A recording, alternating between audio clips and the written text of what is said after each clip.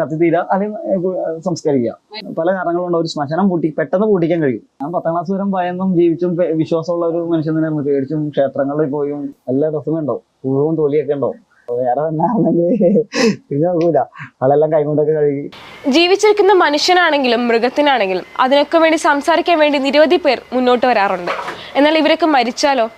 അനാഥരായി മരിക്കുന്നവർക്ക് വേണ്ടി, അത് മൃഗമായാലും അതെ മനുഷ്യനായാലും അതെ, ആ ശവത്തിന് വേണ്ടി മുന്നോട്ട് വരുന്ന, അതിനെ നല്ല രീതിയിൽ തന്നെ സംസ്കരിക്കാൻ വേണ്ടി മുന്നോട്ട് വരുന്ന ഒരു മനുഷ്യനുണ്ട്.